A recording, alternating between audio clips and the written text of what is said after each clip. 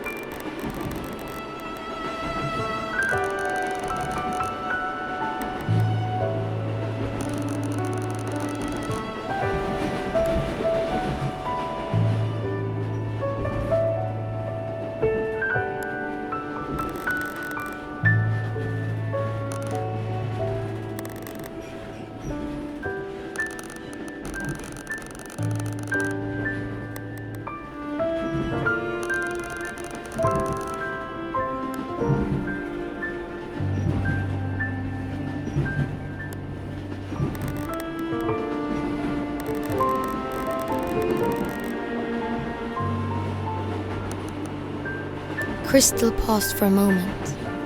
Did she really know these people? Or was she just making it up on the spot? What if she had answered differently? Would her memories of them change? She tried not to think about it. After all, it was natural for her mind to be scattered, considering what she had been through. The final photograph was the one of her and the boy. Kristal hesitated. She didn't know what to say. He was the reason she had made it this far, but then just the thought of it made her nauseous. Then something even more horrible dawned on her. When she saw the eagle, her blood ran cold. A million thoughts rushed through her head. How could she have been so stupid to think she'd just get on a train and get away? She was naive, and now reality caught up with her. This time, she had nowhere to run. After all, she was still the frail little girl she had always been, and he was much too strong.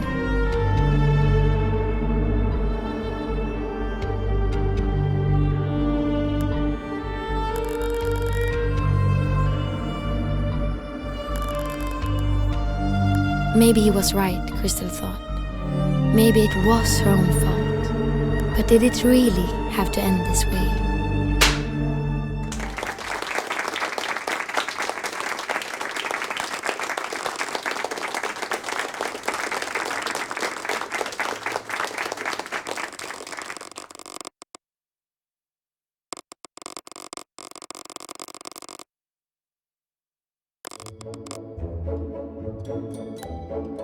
Funny maybe, but thrilling and exciting was a bit of an exaggeration.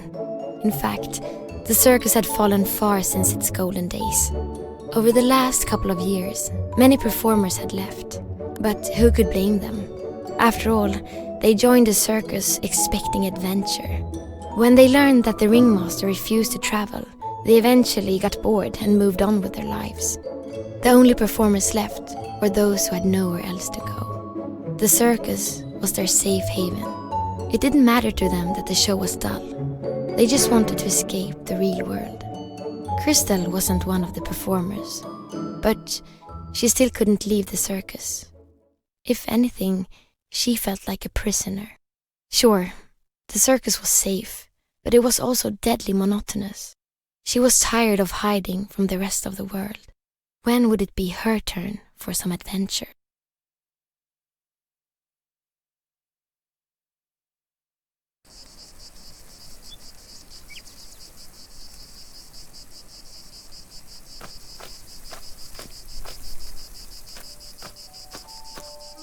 Sun touched her skin.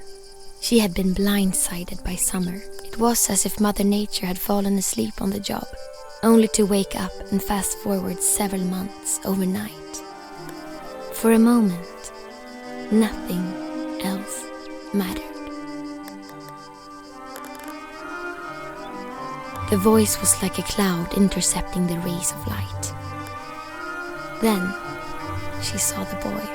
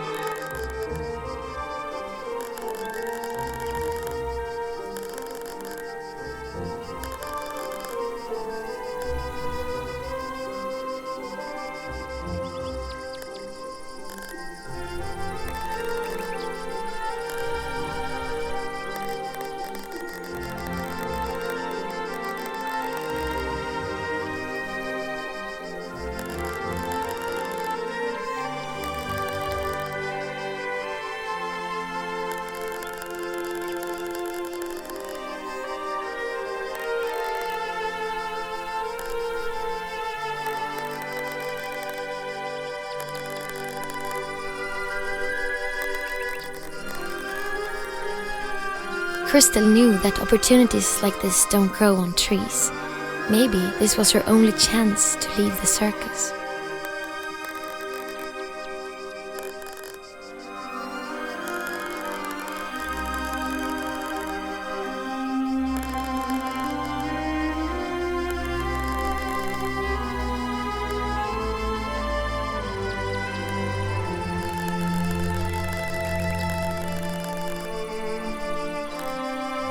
The boy snapped a photo and put it in his pocket. They said their goodbyes for now. Kristal was happy about meeting the boy, but could she really run off with him? It's not like the others would mind. They probably wouldn't even notice she was gone until they ran out of clean underwear. But she still owed the ringmaster a big one. She decided to give the circus one last chance. Her mind would be made up by the morning. The tall lady's cat was tormenting a pigeon. It hissed when Kristal came close. It wouldn't let her pass. She would need something to shoo it away with.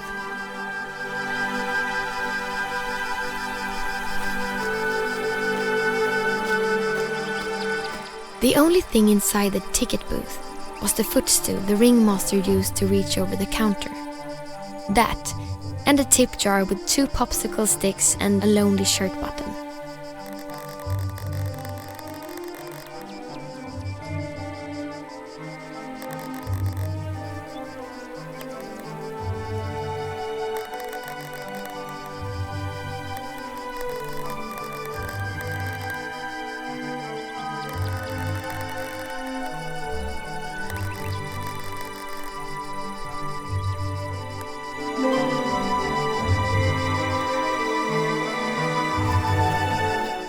fortune-telling machine was old. While it did have a coin slot, Kristal had discovered it could also be started with a well-placed slap. Kristal gave it a whack.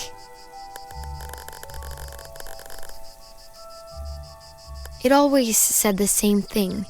Kristal figured the ringmaster had programmed it.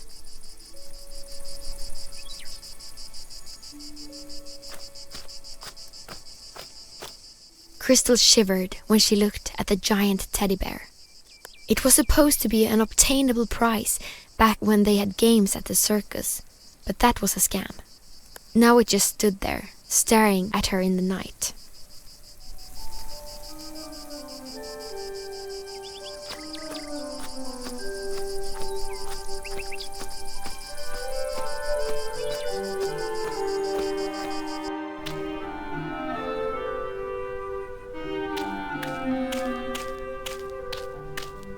The clown, a man in his best years, except these clearly were not his best years.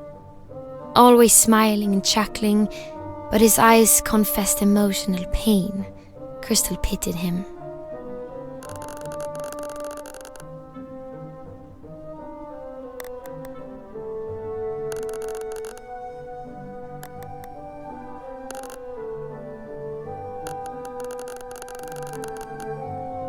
The clown was busy. It seemed only food could take his mind off juggling.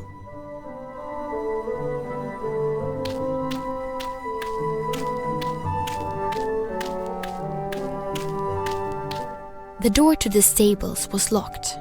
Kristal wasn't allowed to enter without supervision.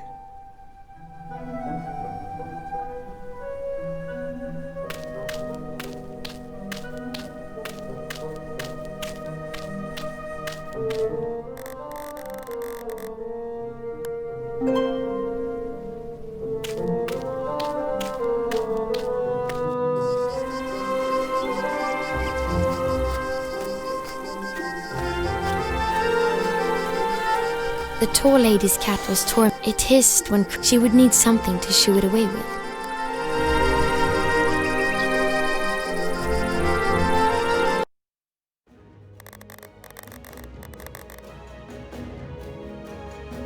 Obviously, the cat couldn't speak, but if it could, it would probably have said something like,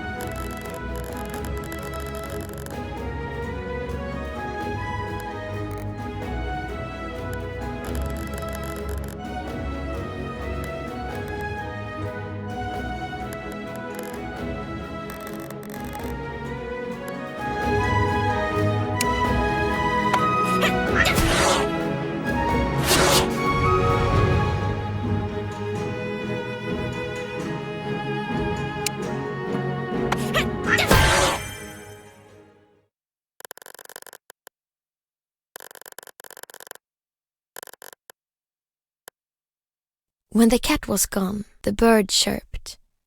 Everyone knows birds can't speak either, but Kristal imagined it had something to say.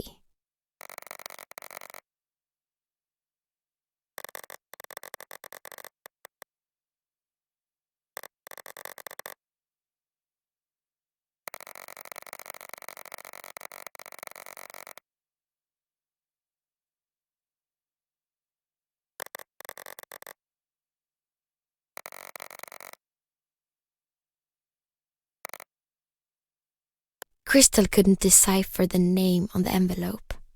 She would have to ask around to find its recipient.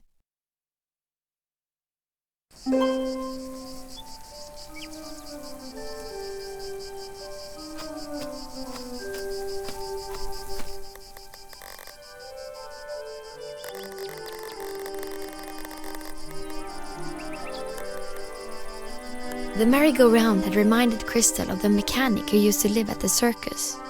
The two of them got along well, and the mechanic used to let Kristal ride the merry-go-round after the circus had closed for the day. Now the big chunk of metal just stood there as a monument of what the circus used to be.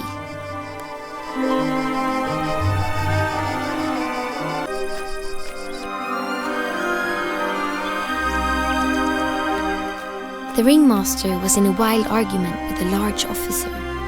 This was the sheriff. His presence meant trouble for the circus. He was a disciple of the eagle, the tyrant who ruled the country. Their affiliation was official by the emblem he carried on his chest. Before Kristal came close enough to hear their conversation, the ringmaster slammed the door in the sheriff's face.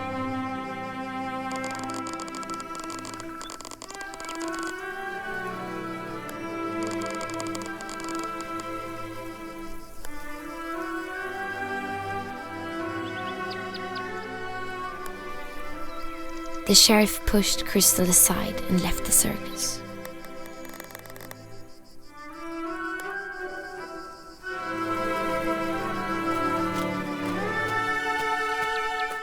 The well-dressed, lanky woman was prima donna Luciana Valentina Scorticini. Kristal called her the Tall Lady for simplicity. She used to be a famous opera singer, or at least so she claimed. But she had left that life behind when she joined the circus. When the ringmaster brought Kristal to the circus, the Tall Lady protested. Kristal never really understood why, but it was clear that the Tall Lady hated her guts. At first Kristal felt rejected, but eventually the Tall Lady grew on her. Kristal began to see through the insults and recognized a friendly tone behind the cold facade. Kristal figured that banter was just the way the Tall Lady connected with people, and so she played along.